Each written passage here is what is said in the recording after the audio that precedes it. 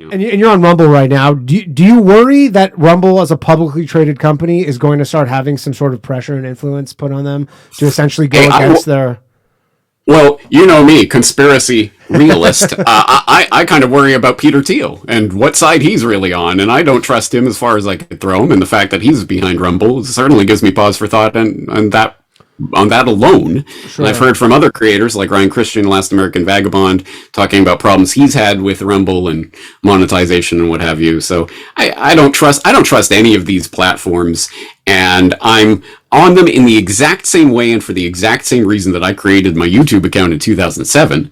And I remember that actually doing that because that was like a moment for me when I created a YouTube account, because I had the conscious thought, I would never do this in a million years, like signing up to create an account with this YouTube. Why would I do this? But it was because I was starting my website and I was starting to produce this information. I'm like, this information is important. People need to hear it.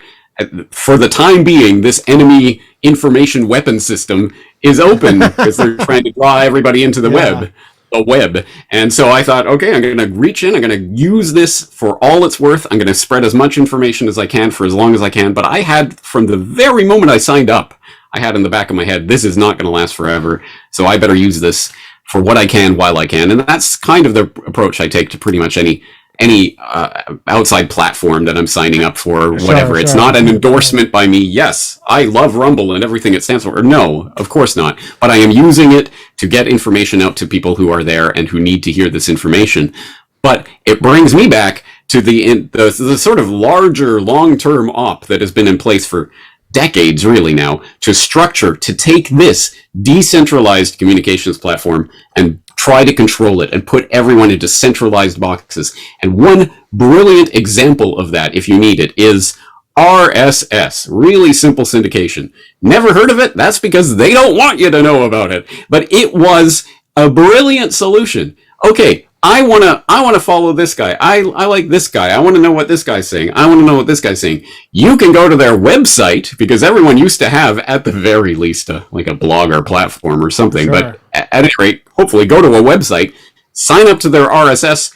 There's no middleman. There's no Twitter. There's no Facebook. There's no third party in between that transaction. That person has an RSS feed. It sends out the information. Hey, there's a new episode. Your feed reader gets it and downloads the episode. As long as you have internet connection between those 2 points, there's no third party in between stopping that from taking place. There's no corporation that's going to come along and delete your feed or whatever. No, I host my feed on my own server. That's the way the internet was meant to work.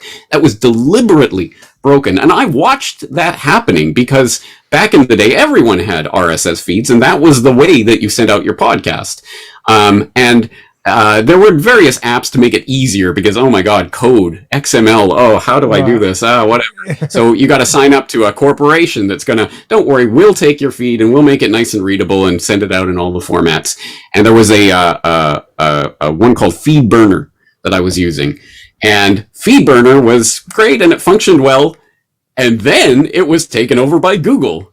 And Google literally let it die. It stopped upgrading it, stopped doing anything to it, sort of just put it so over they could have the their own thing, essentially. Then they discontinued it altogether, so it doesn't even exist anymore, I think.